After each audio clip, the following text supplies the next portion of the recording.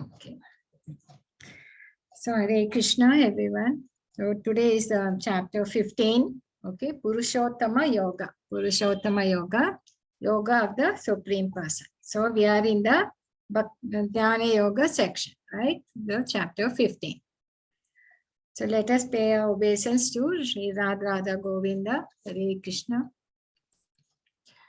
Om Namo Vishnu Padaya Krishna Prasthaya Bhutale Srimate Bhakti Vedanta Swami Iti Namane Namaste Saraswate Deve Gauravani Pracharine Nirvishesha Shunyavadi Paschat Desha Tarine Om Agnana Timirandasya Agnanaka Chalakaya Chakshun Unmitam Mena Tasmai Shri Gurave Namaha Shri Chaitanya Manobishtam Stapitam Mena Bhutale स्वयं रूपा कदा मह्यं ददाति स्वपादान्तिकं वन्देऽहं श्रीगुरो श्रीयुतपदकमलं श्रीगुरो वैष्णवंश्च श्रीरूपं सागराजतं सहगण रघुनाथम् अन्वैतं तं सजीवं सद्वैतं साद्वैतं परिजनसहितं कृष्णचैतन्यदेवं श्रीराधाकृष्णपादान् सहगना ललिता श्री विशाखाना वितांशा च हे कृष्ण करुणो सिंधो दीनबंधो जगत्पते गोपेश गोपिका कांता राधा कांता नमोस्तुते तप्त कांचन गौरांगी राधे वृंदावनेश्वरी वृषभानुसुते देवी प्रणमामि हरि प्रिये वाञ्छा कल्पतरुभ्यश्च कृपा सिन्धुभ्येव च पतितां नां पावनेभ्यो वैष्णवेभ्यो नमो नमः श्री कृष्ण चैतन्य प्रभो नित्यानंद श्री अद्वैत गदाधर श्रीवासादि गौर भक्त वृंद हरे Krishna Krishna Krishna Hare Hare Hare Ram Ram Ram Hare Hare Hare Krishna Krishna Krishna Hare Hare Hare Ram Ram Ram Hare Hare Hare Krishna Krishna Krishna Hare Hare Hare Ram Ram Ram Hare Hare. Okay, let's do. So let's do a short recap of what we did yesterday. Okay, that was on 3 modes of nature, right? So what is in this section, Jnana Yoga section, Krishna is talking about is, we have seen that Bhakti Yoga is the supreme, right? But now he's telling us how to get the detached from this material world, and he's giving that knowledge, and slowly by attaching ourselves to Krishna, to the Lord. So how to detach from the material world, right? So he, in chapter 13, he talked about the 3 things. One is the Kshetra, Kshetrajna, and the Jnana, Name. That is he gave us the knowledge about the soul. We have the soul, and then the Paramatma, that is the super soul, and the Sharir. What is the relation with the 3? And knowing this knowledge, how we can get liberated. So then in this chapter yesterday, we saw 3 modes of nature. So this was a model he was talking about. Through this model, that is the 3 modes of nature. So there are 3 modes of nature: Sattva Guna, Rajas Guna, and Tamas Guna. That is mode of goodness, mode of passion, mode of ignorance, right?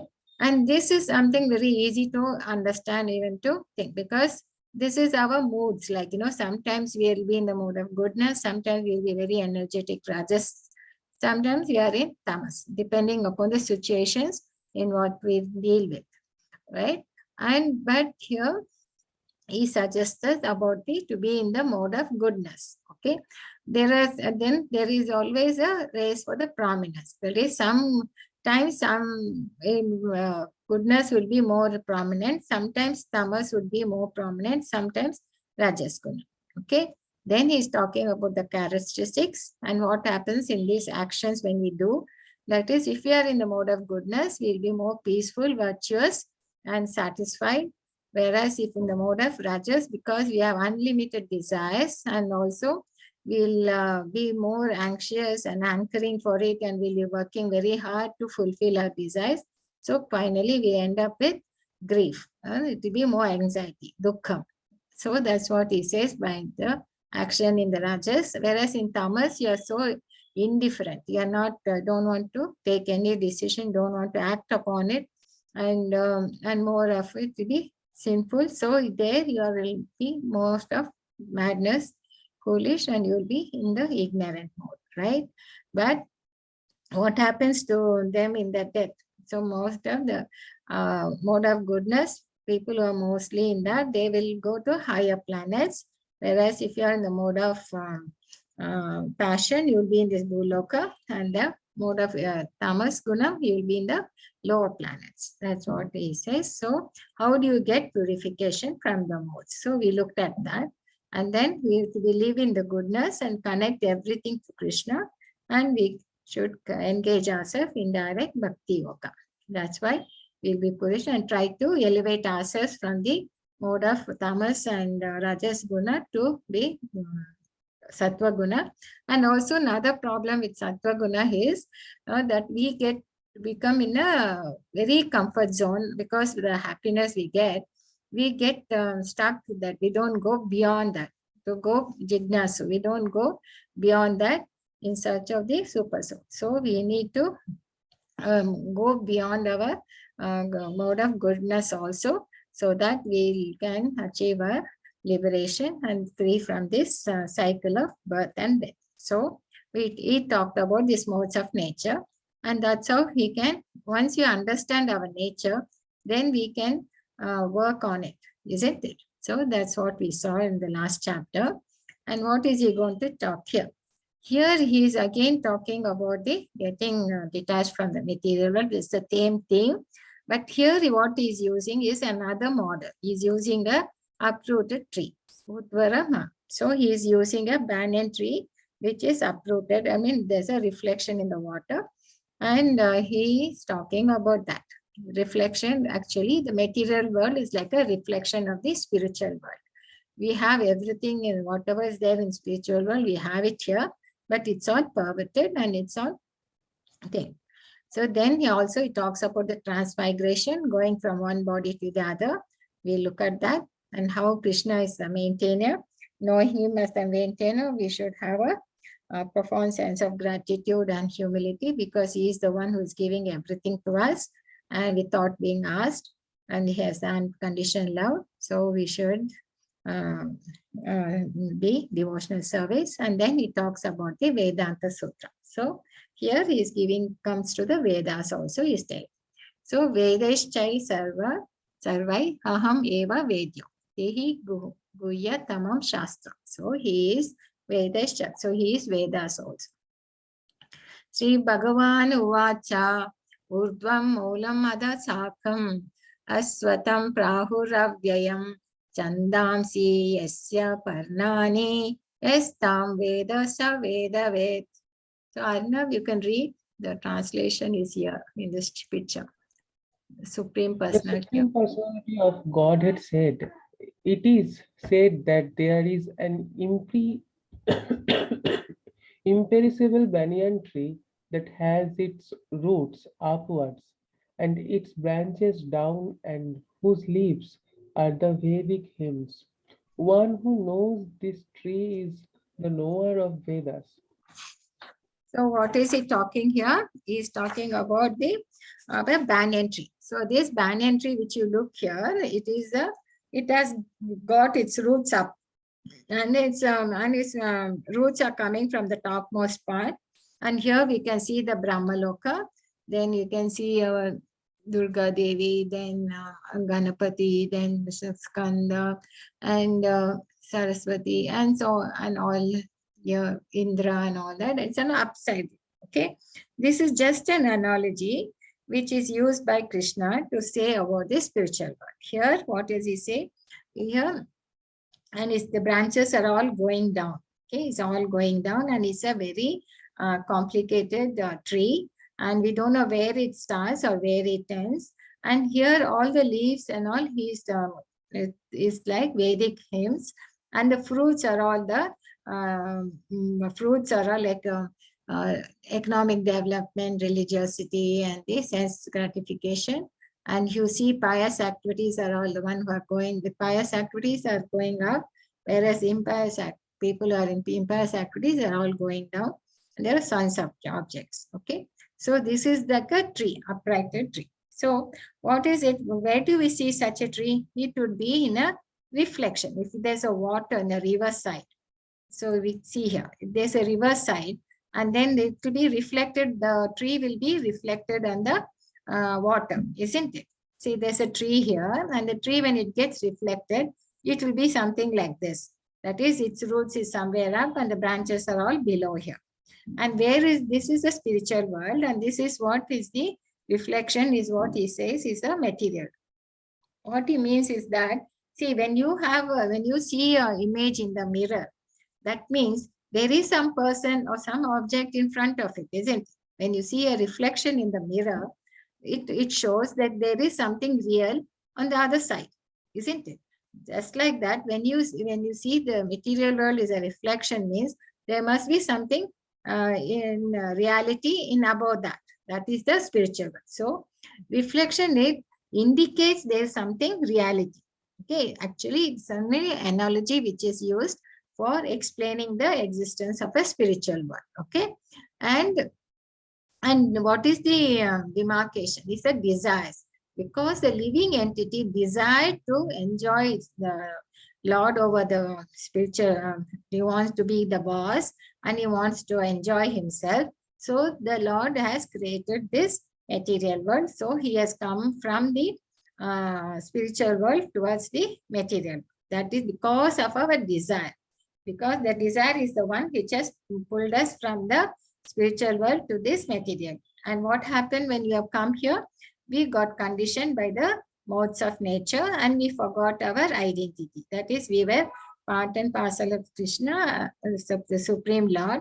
And why we have come, we have forgotten. Because only we are thinking this whole world is for us to enjoy. So we are in this illusion, under this material energies influence, that is Maya, we call. Okay. So this is what is the analogy which the Krishna is using. So reflection, the tree is situated on the water, and it is on the water of the desire. Okay. And interface is separating the living entity is depending on his desire, right? So density of the banyan tree is very, very thick, and roots are everywhere, and we don't know where it is going and where it is ending. So nobody can make out from this dense forest. It's like a dense forest, right? So, and what is happening to the living entity? He is hopping from one branch to the branch, trying to find the where it is bending, how he has to come out of this entanglement. He doesn't know. Okay. So what he has to do? So Krishna says here, the branches of this tree extend downwards and upwards also. So nourished by the three modes of material nature. The twigs are the object of the senses. The tree also has roots going down, and these are bound to the fruitive actions of the human society. So what happens? Because of a bondage, no, because of a fruitive act, that is, we want to enjoy ourselves. Because of the bondage, we are in the entangled in the cycle of birth, and then so we are these roots are going down and we are getting entangled here. So this is like a reflection. You can understand here. This picture shows clearly how the roots are up and the branches are going down. So this is the Urdhva Mula, which is being used by Krishna here. He talks. So the twigs are the objects of the senses, and the tree also has not only roots going down, and some roots, trees also has roots going down also. These are bound to the fruitive actions of the human society. So, and what is the tree? How it is being nourished? It is nourished by the three modes of material nature. So the real form of this tree cannot be perceived. Arnav, you can read this. Hare Krishna. The real form of this tree cannot be perceived in this world. No one can understand where it ends, where it begins, or where its foundation is. But with determination, one must cut down this tree with the weapon of detachment. So, doing, one must seek that place from which, having once gone, one never returns, and there surrender to that supreme personality of Godhead from whom everything has begun and in whom everything is abiding since the time immemorial. So now Krishna says how you should get entangled, you have got caught in this tree. So how to come out of it? So how do you come out of it? The tree cannot be perceived in this world. Okay. So no one can understand where it ends and where it begins and where its foundation is. So that way you don't know how to go up, right? Because you don't know which direction you have to move. So the only thing is you have to cut down the tree with a weapon of detachment. So, and where should we go? Once you cut detachment, then you have to find a place where if you go there, you don't have to come back. And how do we do? We have been saying, no, that if you surrender to the Supreme Personality of Godhead, then you will be able to, from whom everything has begun and in whom everything is abiding since time immemorial. So we saw also in chapter 7, he said, if you surrender to me, no, because you know that everything belongs to me and you also belong to me. If you surrender to the Supreme Lord, then you can cross the three modes of nature. That is, you can be come out of the clutches of the Maya. So that is how do we surrender? We surrender with the conviction that we'll do everything favorable for the Supreme, and we are convinced that He is the Supreme Lord, and also He will protect us. That means that we will have no doubt that He will always be will be under His shelter, and with humility. That is, we will be free from false ego and do everything favorable to the testing, and we will don't do anything which is unfavorable. So these are the things. This once we surrender, knowing that He is the Supreme and everything belongs to Him, then we can completely surrender. So then he says you can get come out of these clutches of Maya. And what is the spiritual world? It keeps talking about the spiritual world every time. Na tad bhashyati surya, na shashanko na pavaka, ed gatva na nivartante, tad dhamma paramam namaha. Hare Krishna. Arnab, you can read this translation. The abode of mind is not illuminated by sun or moon, nor by electricity. One who reaches it never returns to this material world. So what does he say? He says this is spiritual world is self-illuminating. That is, doesn't require sun or the moon or thing to light it up. The effulgence from the Supreme Lord itself, it illuminates the whole spiritual world. And if if the living entity goes to it, he never returns to this material world. Okay, and how does the material world look? The material world looks so dark. It requires the sun to illuminate or the moon to show the light. Otherwise, the material world is dark, isn't it? So we need to go back to that place, right? How do we go back? We have to get detached. Okay. And detached is you cut the axe is to use the axe of detachment. Mamaivamsa jiva loke, jiva bhutha sanatana, mana shanstan nindriyani, prakriti stani karshati. Now you can read The living entities in this conditioned world are my eternal fragmental parts. Due to conditioned life, they are struggling very hard with the six senses, which include the mind. Okay. So we have the five senses we know, no? That is ear, nose, mouth, and then the hand, and the ears, nose, mouth, then tongue, and the hand. Okay. And mind also includes here, saying is six senses. My Vamsha. Vamsha means Amsha means we are part and parcel of the Lord. So we are part and parcel of the Lord. So, but we're internal fragment parts. But only thing is because we have come into this material world, we have got conditioned. And we are struggling very hard here with the in existence because with the six senses. How do we say eternal fragment parts mean? Say, suppose we take the example. If I can, a mother has suppose say 10 children. Then we say, no, the part and parcel of the mother and father, no, the part They are the part of the family, but they are eternally separate. Even in the womb, when the child was being developing, it was a separate entity, isn't it? It was not merged into the mother.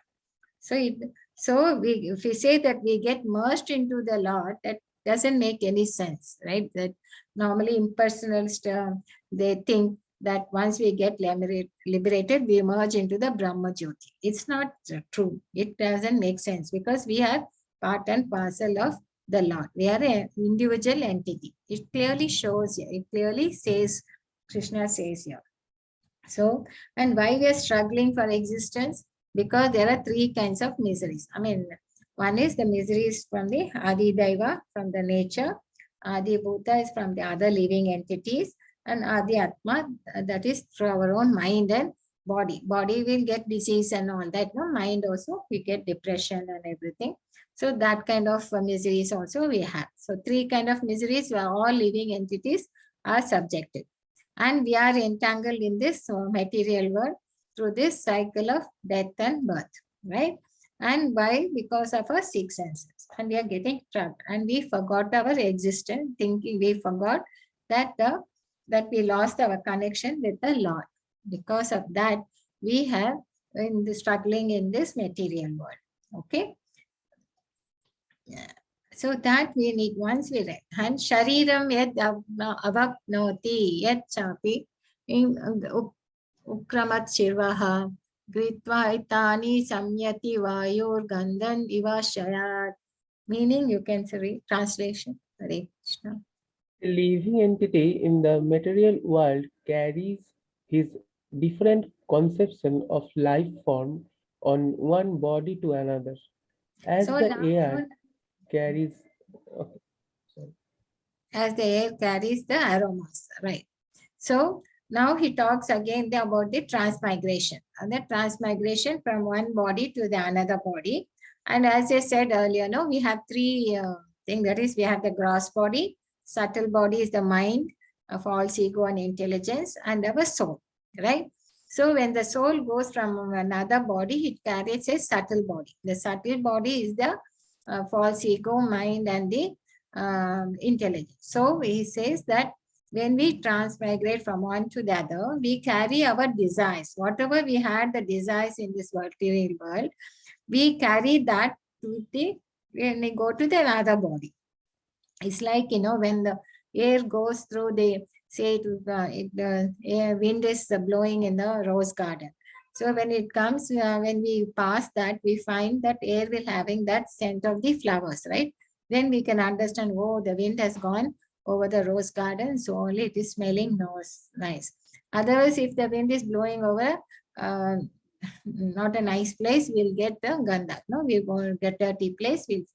So just like that, when air carries these aromas, same way the soul, when it goes from one body to the other, it carries the desires it has. Okay, so we can, that is, if I behave like a dog body, then we'll behave like a dog. And if you want to have a human form, you'll be behaving like if you have a dog body, you'll behave like a dog, isn't it? And if you have a human body, you will be behaving like a human. It depends upon the body you get. And this is the transmigration cycle of birth and death. So the living entity, thus taking another gross body, obtains a certain type of ear, tongue, nose, sense of touch and all, which are grouped about the mind. It thus enjoys a particular set of sense objects. So depend whatever he proposes, he will get it. The soul, whatever he has done, how he performs in this life, he gets the same kind of mentality as per his desires in the next birth. Okay. So, and we'll have, and you can see, none of us have the same kind of organs, every person's organs are different from person to person, even from species to species, because it's all in our mind. We have a different, though we have, but whatever the mind we had from when we came from the spiritual world, still those desires are still there with us. So we'll have that same mind till we leave this world and go. So unless we go beyond that, then only we'll be able to get out of this cycle of death and birth and death. So how do we go about? Here it says, Uttamantam stitam api bunjanaha va gunanvitam vimoda nanu pashyanti nana shakshushaha. Arnab, you read the translation. Hare Krishna. The foolish cannot understand how a living entity can quit his body, nor can they understand what sort of body he enjoys under the spell of modes of nature. But one whose eyes are trained in knowledge can see all this. So he says we need to have chakshusha, nana shakshusha. Okay. So now look at this. There's a person here. His car has broke down and he has opened his bonnet and he's looking. And he is not able to understand what the problem is, but he can't start the car. So he's just breaking his head what to do. Then he calls for the mechanic. So when the mechanic comes, he immediately can find out what the problem is and he can solve it because he's trained for it, isn't it? He's as a training to know about the engines of the car. Likewise, we should also get trained and we should have unless we are trained in this knowledge, that is, now we have been learning throughout that we have the soul and we are the part and parcel of Krishna, of the Supreme Lord, and we transmigrate from one body to another body depending upon our desires, upon our karmas, what activities we have done and what is our mentality. That is what we are going to carry on with the next body. So, but the foolish people, they don't understand, they don't take the time to understand this knowledge. So they can't understand what happens after the death. Okay. And why they are having this kind of body and how they are in the spell of the Maya. So Krishna says we need to get trained. Jnana Shakshusha. So trained is this knowledge can see all this, how it happens. So why we are in the spell of Maya. The endeavoring transcendentalist who is situated in self-realization can see all this clearly. But those who are not situated in self-realization cannot see what is taking place, though they may try to. So self-realized souls, who are the ones? They are the ones who have understood the signs of Krishna. So then they can understand this. That's why. So this is that is the difference between the person who is self-realized and not self-realization. So it's like sometimes we'll get how to get this knowledge. If you want to be trained, we need to get trained by a spiritual master, isn't it? So, and we have to get purified from this bodily identification. So what do you mean by self-realization is that we are all the time getting attached to our body. So the minute we realize that we are not the one, that's the first lesson, we learn. We are not the body, we are the soul. So once we realize that is, then we slowly get detached from this body. That is how we get purified through our chanting. That's how this is Chaitanya Mahaprabhu is teaching his followers here. And that is the Hare Krishna Maha Mantra he has given us. So what does Krishna say now? So now he's telling us how we maintain. See, he talked to us that the spiritual world and is one who should surrender to him and then thinking everything belongs to him. And we also belong to him. We are also part and parcel and we have come into this material world and we have forgotten the connection, isn't it? So now he's telling how after creating this world, he is also maintaining it. Gam avishya cha bhutani dharayamam aham ojasa ushnami chaustade sarvaha soma bhutva rasatmakaha. And now we read the thing. I enter into each planet and by my energy they stay in orbit. I become the moon and thereby supply the juice of life to all vegetables. So he is the one who we showed you yesterday also know that the universe where Garbhodaksha Vishnu enters into each universe to energize it, to give it the energy. And then that's how all the planets around the universe are being maintained by the gravitational force and they are moving on their own. All the energy is from the Garbhodaksha Vishnu. And then Shirodakshina Vishnu is the one who enters into all the living entities as the Paramatma, is the tree or the moving and non-moving entities. He enters into all to move. So here he clearly says that he enters into each planet and by his energy they stay in the orbit. Okay. And he also becomes the moon and supplies the juice because the moon gives a in the night, it gives certain energy which is required for the plants. And these plants are required by us, the vegetables. So for our sustenance. So for maintaining our body, we need these energies which is being given by which the Lord is maintaining. So he is maintaining our body through these vegetables, plants, and so we should appreciate, because Krishna is doing all this without being asked. Sometimes, we normally, what is our mentality? When we do something for somebody, then we expect them to praise us, to applaud. But if they do something for us, we simply say, oh, it is his duty. No, that's why he has done it. So we don't appreciate. But what Krishna is doing now, he's doing everything, he's maintaining this entire universe with, and that is without any expectation. So it's like a unconditioned love, right? Isn't it? So then, aham vaishnaro bhutva praninam deham ashritaha pranapana samayukta paschami annam chaturvidam. Arnab, you can read this. Hare Krishna. Krishna Mataji. I am the fire of digestion in every living body, and I am the air of life, outgoing and incoming, by which I digest the four kinds of foodstuff. Okay. So he says he is the fire of digestion in every living body. So in all the living bodies, whether it's plants or the tree, animals or the human beings, everything is the fire of digestion. So otherwise, in none of the food which goes into our body does get digested.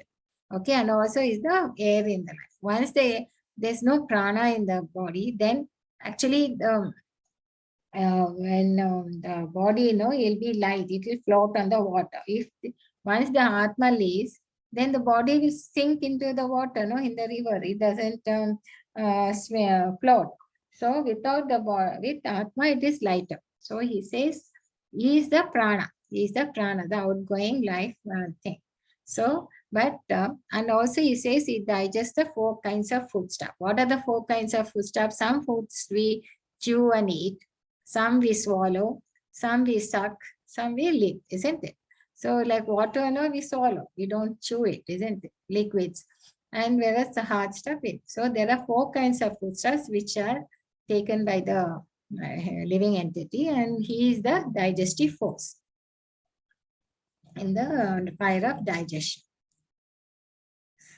So that's how he maintains the universe for us. He gives us the vegetables, it maintains the all the we need food for us, and also to air and river and water and everything. He maintains everything for our maintains our body also. To maintain our body also, he gives us things, and also fire of digestion. And then now he's telling about the mind and the soul, how he maintains. Sarvasya chaham hridi sannivisto mataha smriti jnanam apohanam cha vedaishchai sarvairaham eva vedyo vedanta krid vedavid eva chaham. Arnav, you can read. I am seated in everyone's heart, and from me come remembrance, knowledge, and forgetfulness. By all the Vedas am I to be known. Indeed, I am compiler of Vedanta, and I am the knower of Vedas. So the thing is, So he maintains the subtle body. He also maintains our subtle body, not only our gross body by fire of digestion and air prana.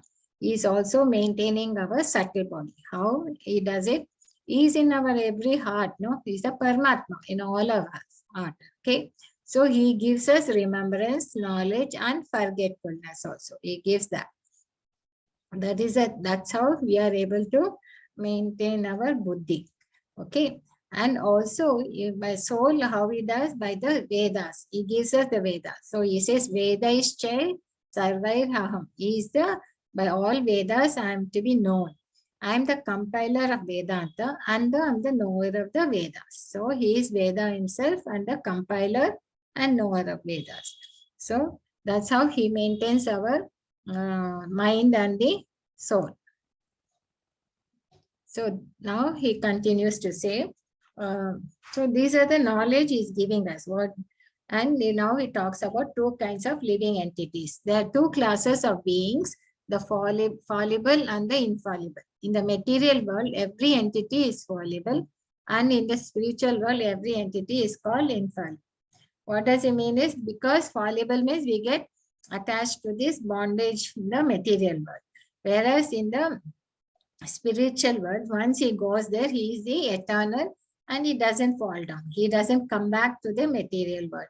And so, whereas if we have desired, because of our desires, we have come back to the material world, right? Whereas, so there's two kinds of beings. One is fallible and is infallible, right?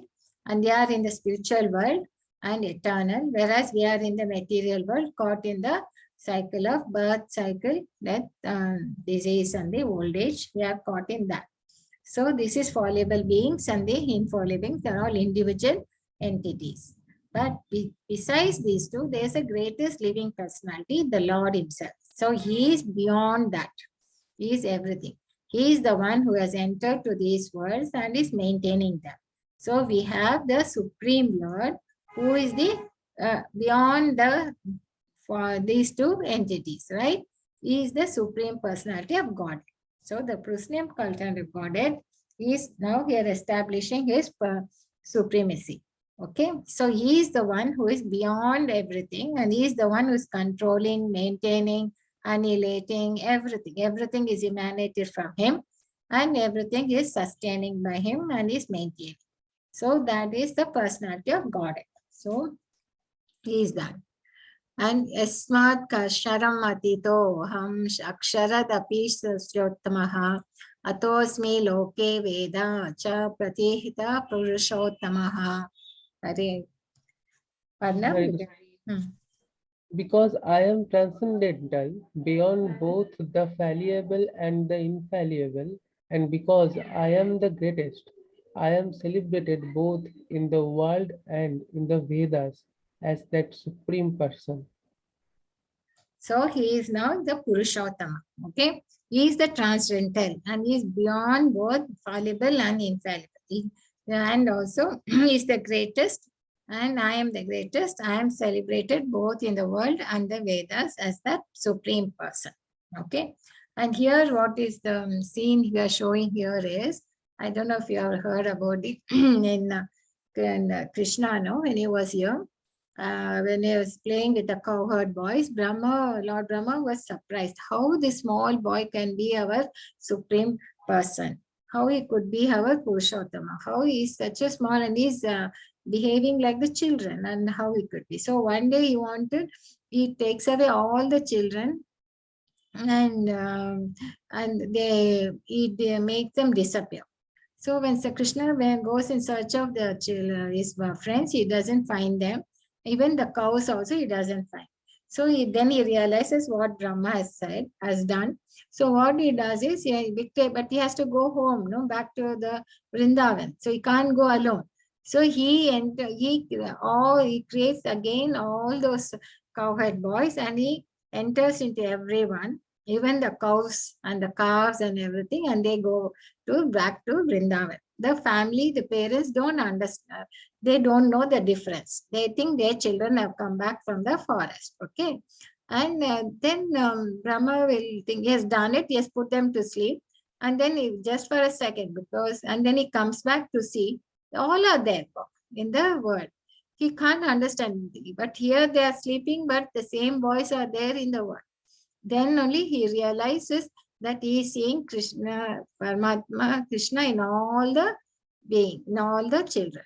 Then he understands his mistakes and then he comes back and thinks. So this is that scene, that in all the children, different thing means he has taken and they don't know that they have been taken away Brahma. Okay, so here we see he is transcendental and he is both the infallible, beyond the fallible and infallible.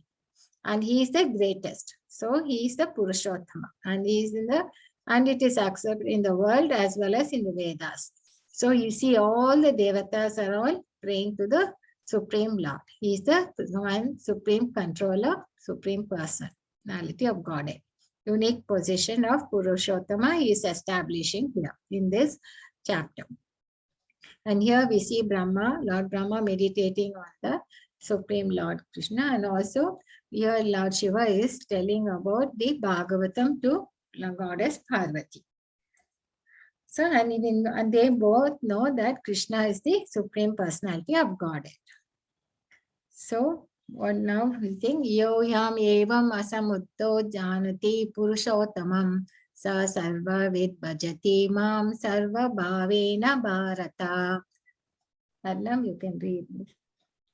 Whoever knows me as the Supreme Personality of Godhead without doubting is to be understood as the knower of everything, and he therefore engages himself in full devotional service, O son of Bharata. So he is talking about the bhakti yoga. That means the person who knows, the wise people, that he is the Supreme Personality of Godhead without doubt. That means he is fully convinced that he is the Supreme Personality of Godhead and he knows everything. He is a knower of everything. So knowing that, what does he do? The living, the wise man, he will engage himself in full devotional service to the Lord. Okay, he knows that he is the Supreme Lord.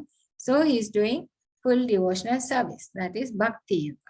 So Bhakti Yoga. So he engages. Everybody engages in the devotional service, glorifying him, chanting and all that.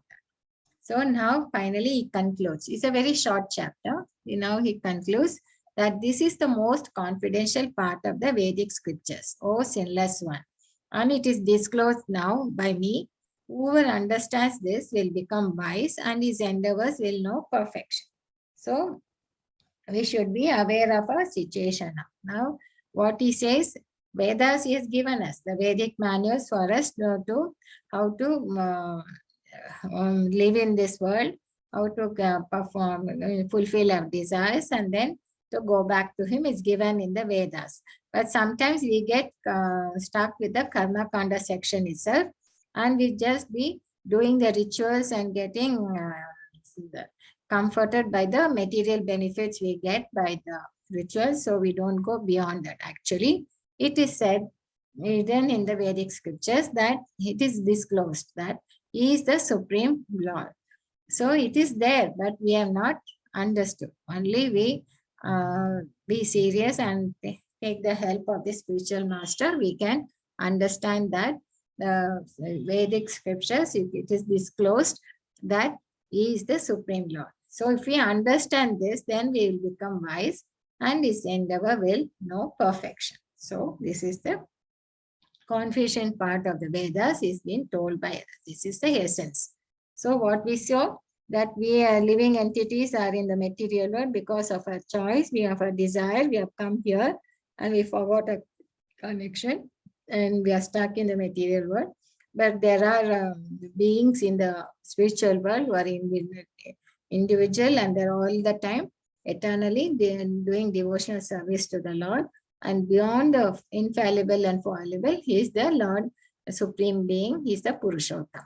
So this is what we saw in this chapter. It's a very small and interesting because he shows through the analogy of an inverted banyan tree, he is telling us that this material world is just a reflection of the spiritual world, and we are getting caught with this, and we don't know where it is a very complex tree. We don't know where it starts or where it ends, and its trees and its branches are all going, roots are going up as well as down, and how we have to cut the branch of the tree to come out of the entanglement. And where should we go? We should surrender to the Supreme Lord so that we can go back to the spiritual world. And he again talks about how spiritual world is illuminated, and once you go there, you don't come back. And that is the goal of human life. But what we do is we don't understand that we are part and parcel of him. That is how the transmigration is taking, and we keep going from one body to other, taking with the mentality, with our desires and our, depending on our activities and desires, we get our body for the next birth. Okay.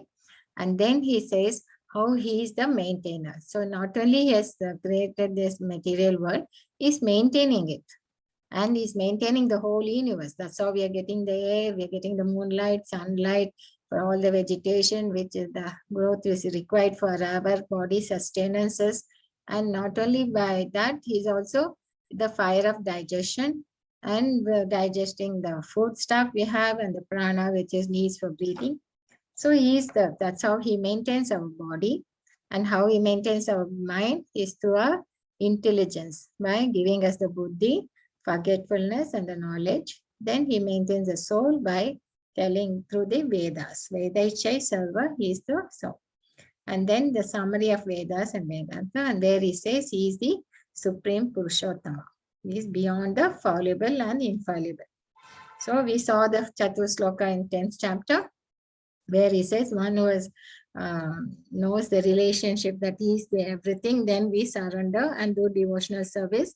And Krishna, because depending upon how we surrender, he reciprocates thing by giving us the knowledge to understand him and to go back to him. So here he also is telling us he maintains our spirituality by offering ways and means to achieve self-realization and escape the dangerous cycle of repeated birth and death. So we should establish, and he established his position of Lord as Purushottama, and is also given in the Vedas. So there is an evidence in the Vedas also. So what did we see? Reflection. Material world is a reflection. Okay. And we have to connect to the God, and we are part and parcel of God. He says, Ahamsha, no? Mamayamsha. We are a Hamsha of him, and we need to go back to the spiritual world. And how do we go back? By knowing that he is the one who's maintaining us and giving us the buddhi and all that. So we need to, and once we understand what all he have given, like we need to, the awareness, once we have awareness of a situation, then we know that why we should struggle in this world, but to go back. That is, going back is through buddhi, by bhakti yoga, by devotional service to the Lord. And Lord is the supreme being, is the Purushottama. So we need to cultivate the transcendental desire to reach Goloka. And Vedas tells us to always remember Supreme Personality Godhead, he is worshipable, then life would be perfect. If you remember this, that he is the Lord, and we need to worship him, then our life would be perfect, isn't it? So, I'm sorry, this cycle. So that is one. That was about the level 2. In the level 2 Bhagavad Gita, no? These are the modules when the senior devotees take, and there's a twice a week, and it's for 1.5 hours, quiz and attendance and attendees. Okay. I'll tell you about this when you are interested. So now I'll stop the session. Vancha kalpatarubhyascha kripa sindhubhya eva cha patitam nam pavanebhyo vaishnavebhyo namo namaha. Hare Krishna, Krishna Krishna, Hare Hare, Hare Rama, Hare Rama, Rama Rama, Hare Hare. I hope you all are chanting, and chant and be happy. Hare Krishna. I'll stop sharing. So if there's any questions, you can ask me. Is there anything understandable in this chapter? Hare Krishna. No, it is clear today. It was very clear. Arnab, Mataji. okay.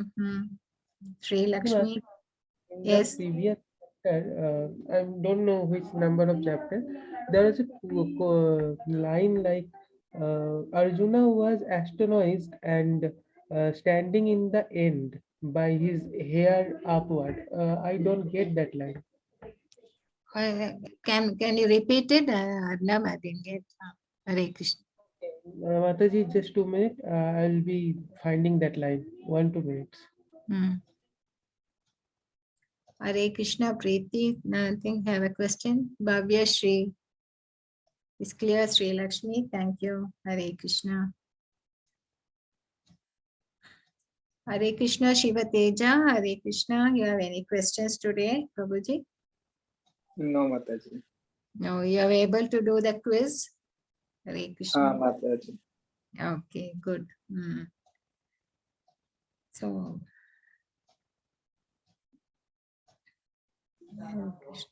Hare Krishna Mataji. Hare Krishna Rupam. And there is a question in the chat box.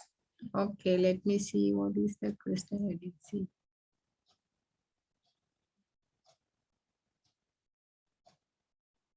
Yes. But yeah, you can do that. There's no restrictions. You can chant. Hare Krishna. Okay. There is no, for this mantra, no, for this Hare Krishna mantra, there is no restrictions. Only for Gayatri mantra and all that they have, but not for Hare Krishna mantra. Okay. You can chant there even before you take a bath or by walking or any place, nothing. There's no restrictions. Only thing is you need to chant the Hare Krishna mantra clearly and listen to it. So you should chant and listen to the mantra also. So that's all. Your tongue and your ears has to be engaged in this. Okay. Hare Krishna, Bhavya Shri. Thank you. Hare Krishna, Mataji. This chapter is very small and interesting thing. But only thing is, that picture of banyan tree, we should keep remembering that. That is, the material world is just is not our permanent place.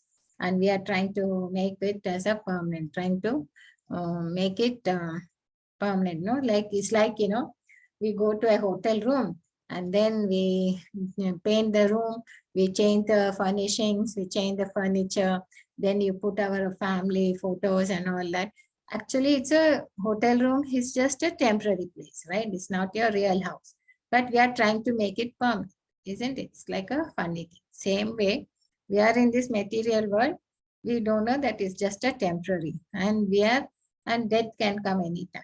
But we are trying to thinking that this is a permanent and we are going to live here eternally, and we are trying to find our happiness here. So that is our mentality. So that's our foolishness. So this is what the Krishna is telling through the analogy of the banyan tree, invented banyan tree. Okay. Arnab, you got the question? Hare Krishna. Sorry, Mataji, I could not find the line. Okay. It was from one of the quizzes, but I got the right answer, but I had doubt in the line. Okay. Okay, you can send it to me by WhatsApp also. Okay. And if you get it, no problem. There's one more thing I wanted to share, because one more for my share Mataji, she wanted me to share this PPT about Mataji. I forgot that. So